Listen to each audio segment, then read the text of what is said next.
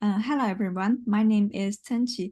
I am a current PhD student in the Urban and Regional Planning Department of the University of Florida. I'm glad to represent for our research team to deliver these presentations. Our research topic is does delivery method of virtual reality technology will affect people's visual perception of urban street design? There are many visualization delivery methods that support design communications. Traditionally, we have physical models and 3D digital models that generate rendered images. Those two are static.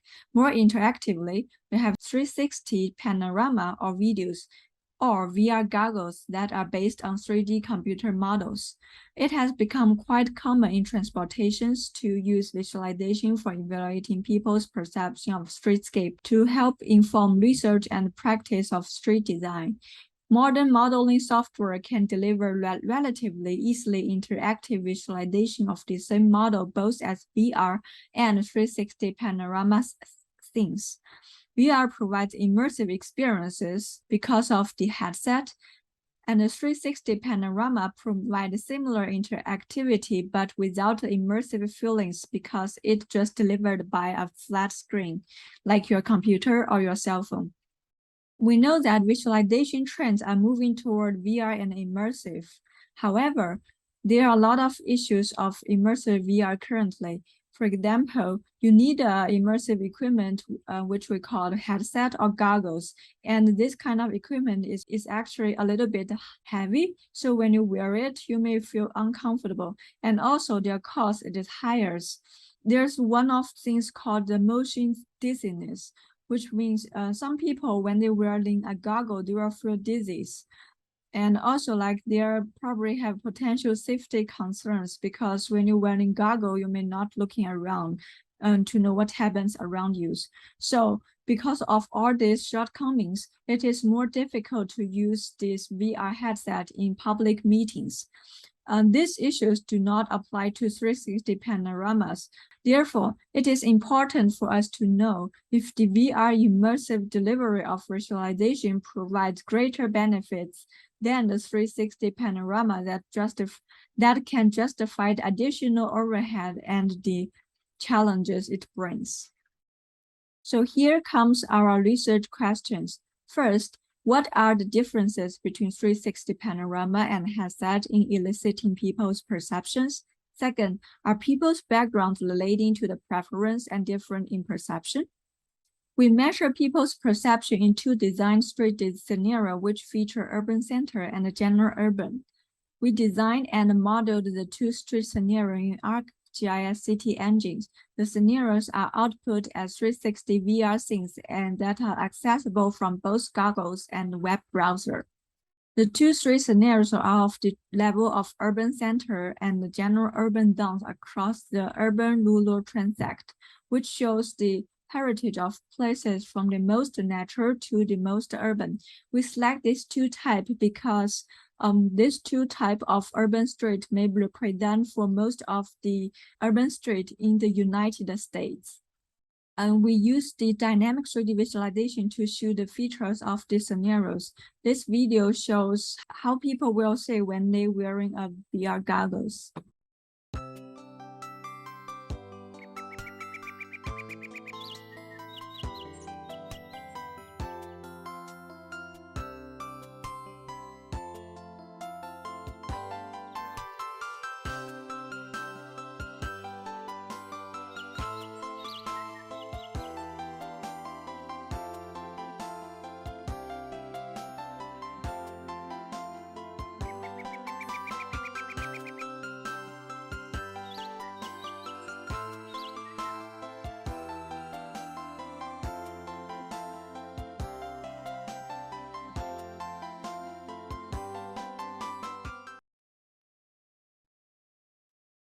And the next, these two websites shows how the people will say these two scenarios in a flat screens.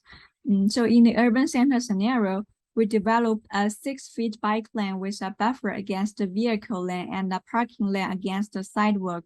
The vehicle lane is 10 feet and the median is 8 feet. The sidewalk is 15 feet with more and with trees and street furniture such as bus stop, parking meters, flower beds, and the benches. Also, we have a roundabout with fountains and trees in the center. There are high buildings surrounded and an intersection plaza for place recognitions. This is for the urban center street. And this is for the general urban scenario. We have a 9 feet sidewalk, a 5 feet bike lane between the vehicle and the sidewalk. And the vehicle lane is in general urban does not have a median. The intersection also is very normal and it do not have any actionable features. What we are text about is these 6 different perceptions. We want to compare whether people's feeling on these 6 aspects will be different when they use 360 panorama or use the VR headset. So these 6 aspects are comfort, safety, place recognitions, density, enclosure, and realism. And we have 42 participants overall. And this slide shows the demographic information of them. For example, there are 20 males and 22 females, and 26 people have age smaller than 20, and the others are over 20 years old. And also, like, there are different like ratios and people's living in different density area. Some people living in rural, suburban, and some living in urbans. And also, we asked them about design, VR use, and video game experiences, because these features may affect their preference or their feelings about the VR and the 360 panorama. So for the survey process, we first asked the participants evaluate 2 street scenarios using the goggle based on a scale from 1 to 5 on the 6 aspect we mentioned before. For example, if we asked, what do you feel about the safeties? Then you will give a score from 1 to 5 for the safety feelings.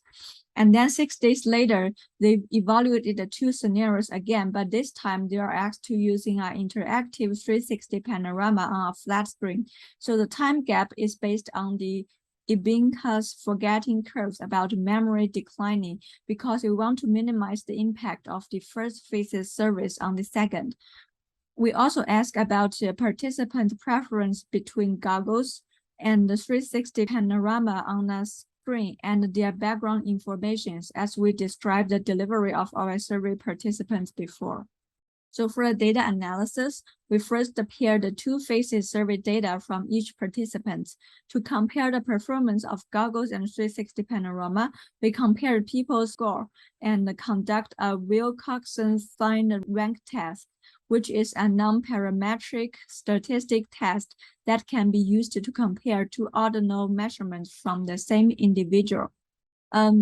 We also analyzed the relationship between participants' background and their variable based on the descriptive analysis. To better understand the effect of participant background on their environment perceptions, as an example, we examined the effect of participants' living density on their density perception through the Goodman-Crosco gamma test. The gamma test is a measure of ordinal association between 2 vectors of numbers. It tells how closely 2 pairs of data match. So here, what we mean is we are testing whether people's living density will affect their scores on a density. Like if they're living in a more higher denser area, will they give like lower density, or they will give higher density when they actually say places that has a density we already set. The result, we found no major statistically significant differences in people's perception of the 6 examined factors, except for the realism. The assessment of the realism significantly higher when participants use VR than the 360 panorama. The higher scores applied especially to the general urban scenarios. The 360 panorama scores were scattered, which suggest great differences in people's assessment when using the visualization method. And despite a few statistically significant differences in people's perception of 5 design variables, Half of the participants show a preference toward goggle, while 31% think both are fine and only 17% prefer 360 panorama. The major reason for the preference is the realistic feeling of 3D design provided by the goggle. People's background affect their perception scores and preference between goggles and the 360 panoramas. So first, they score higher for goggle in all variable for street design in the general urban scenario. Second, people with VR or video game experiences score goggles higher.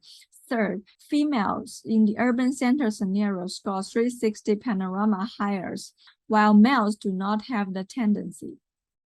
Both females and males score goggles higher in the general urban scenarios. Participants with design backgrounds score 360 panorama higher more often in the urban center scenario, though both the groups with and without design backgrounds score goggles higher in the general urban scenario. Based on the gamma test, people in the denser areas are more likely to give lower scores to the density variables. However, the inference from the living density can be mitigated by the immersive VR. The participant preference of the two delivery methods is like people with VR or video game or design experiences will strongly prefer goggles. And younger people, which means lower than 30 years old, will strongly prefer goggles. And people living in less density areas, such as rural, suburban, they prefer goggles. So realistic feelings provided by the headset probably serves as the key factor for their overall preference toward the headset. Here are some takeaways. Designers and companies need to consider the trade-off between the benefits of immersive VR, such as realistic feelings and the ability to moderate people's living density effects, and the expenses, cost, and time required by developing immersive VR. It seems in urban center environment, goggles and 360 panorama have similar design delivery performance. Despite that, more people prefer goggles currently, possibly just due to the novel experiences. And immersive VR-like goggles can provide more realistic feeling and lively experiences of environmental preference, especially for design in area of fewer street features and lower density. If land developers in less density urban environment want to enhance the public participation of their designs, immersive VR would be a better choice. So the limitation of our study mainly comes from the sample size. And so first, our sample size is not very large. It's 42 people. And second, we select this participant by convenience, which most of them are college students and staff.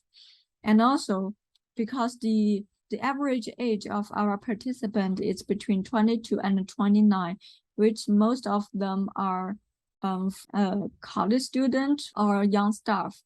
People's over 40s is very number is very slow, so we only have 3 participants over 40s. And I think that's all for the presentation. If you have any concerns, you can contact us. Thank you.